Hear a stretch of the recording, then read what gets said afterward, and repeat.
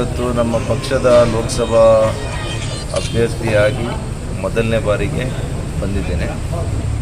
ನಮ್ಮ ಹಿರಿಯ ನಾಯಕರುಗಳನ್ನು ಮತ್ತು JDSನ ಅಭ್ಯರ್ಥಿ ಮತ್ತು ನಾಯಕರುಗಳನ್ನು ಭೇಟಿ ಮಾಡಿ ಅವರಿಬ್ಬರನ್ನು ಕೂಡ ಒಂದೇ ಸ್ಥಳದಲ್ಲಿ ಮಾತನಾಡಿ ನಾಳೆ ನಮ್ಮ ರಾಜ್ಯ ಪ್ರಭಾರಿಗಳು ಬರ್ತಾ ಇದ್ದಾರೆ ಗೌರಿಬಿದನೂರು 10 ಗಂಟೆಗೆ. ಅಲ್ಲಿ ನಡೆಯುವಂಥ ಸಭೆಯಲ್ಲಿ ನಮ್ಮ ಪಕ್ಷದ ಹಿರಿಯ ಮುಖಂಡರು, ಜಾತ್ಯತೀತ ಜನತಾದಳದ ಹಿರಿಯ ಮುಖಂಡರು, ಎರಡೂ ಪಕ್ಷದ ಮುಖಂಡರುಗಳ ಒಂದು ಪೂರ್ವಭಾವಿ ಸಭೆ ಕೂಡ ನಾಳೆ ಆಗುತ್ತದೆ. ಹಾಗಾಗಿ ಗೌರಿಬಿದನೂರಿನಲ್ಲಿ ಒಳ್ಳೆಯ ವಾತಾವರಣ ಇದೆ ಮತ್ತು ಯುವಕರು, ಮಹಿಳೆಯರು, ವಿಶೇಷವಾಗಿ ರೈತಾಪಿ ಜನರು ಕೂಡ ಗೌರಿಬಿದನೂರಿನಲ್ಲಿ ಈ ಬಾರಿ ಮತ್ತೆ ಮೋದಿಯವರನ್ನು 3ನೇ ಅವಧಿಗೆ ಪ್ರಧಾನಮಂತ್ರಿ ಮಾಡಬೇಕು ಅಂತೇಳಿ ತೀರ್ಮಾನ ಮಾಡಿದ್ದಾರೆ. ಹಾಗಾಗಿ ನಾನು ಅನೇಕ ವರ್ಷಗಳಿಂದ ಕೂಡ ನನಗೆ ಭಾಳ ಸಂಬಂಧ, ಭಾಳ ಸ್ನೇಹ ಇವತ್ತು ಗೌರಿಬಿದನೂರು ತಾಲೂಕಿನಲ್ಲಿದೆ ಮತ್ತು ಈ ಪವಿತ್ರವಾದಂಥ ದೇವಸ್ಥಾನಕ್ಕೆ ಕೂಡ ನಾನು ಶ್ರೀ ಶನೈಶ್ವರ ದೇವಸ್ಥಾನಕ್ಕೆ ಅನೇಕ ವರ್ಷಗಳಿಂದ ಬರ್ತಾ ಇದ್ದೇನೆ.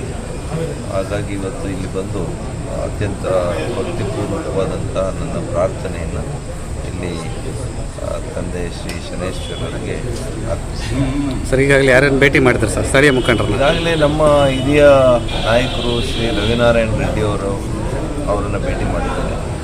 ಅದಾದಮೇಲೆ ಜಾತ್ಯತೀತ ಜನತಾದಳದ ಅಭ್ಯರ್ಥಿಗಳಾಗಿದ್ದಂಥ ನರಸಿಂಹಮೂರ್ತಿ ಅವರನ್ನು ಭೇಟಿ ಮಾಡಿದ್ದಾರೆ. ನಮ್ಮ ಪಕ್ಷದ ಮಂಡಳ ಅಧ್ಯಕ್ಷರುಗಳು ಮೋಹನ್ ರವರು ಮತ್ತು ರಮೇಶ್ ಅವರು ಮತ್ತು ಅನೇಕ ಮುಖಂಡರು ಈಗಾಗಲೇ ನಾವು ಅಭ್ಯರ್ಥಿಗಳ ಮನೆಗೂ ಹೋಗ್ತೀವಿ. ಡಾಕ್ಟರ್ ಶಶಿಧರ್ ಅವ್ರ ಮನೆಗೆ, ಈಗ ಮೋಹನ್ ರವರ ಮನೆಯಲ್ಲಿ ಲಘು ಉಪಹಾರ ಇದೆ, ಅಲ್ಲಿ ಕೆಲವು ನಮ್ಮ ಮುಖಂಡರು ಬರ್ತಾರೆ. ಅಲ್ಲಿ ಕೂಡ ಎಲ್ಲರನ್ನು ಕೂಡ ಭೇಟಿ ಮಾಡ್ತಾರೆ.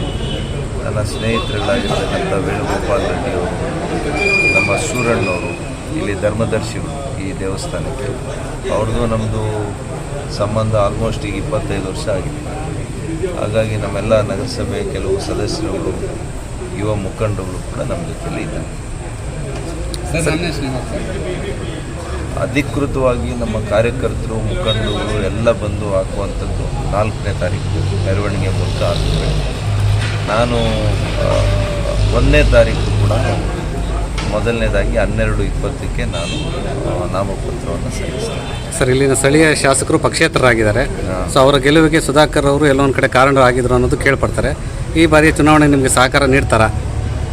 ನಾನೇನು ಕಾರಣ ಅಲ್ಲ, ಸ್ವತಂತ್ರ ಶಾಸಕರು ಇಲ್ಲಿದ್ದಾರೆ, ಅವರು ಕಾಂಗ್ರೆಸ್ ಜೊತೆಗೆ ಹೋಗಿದ್ದಾರೆ.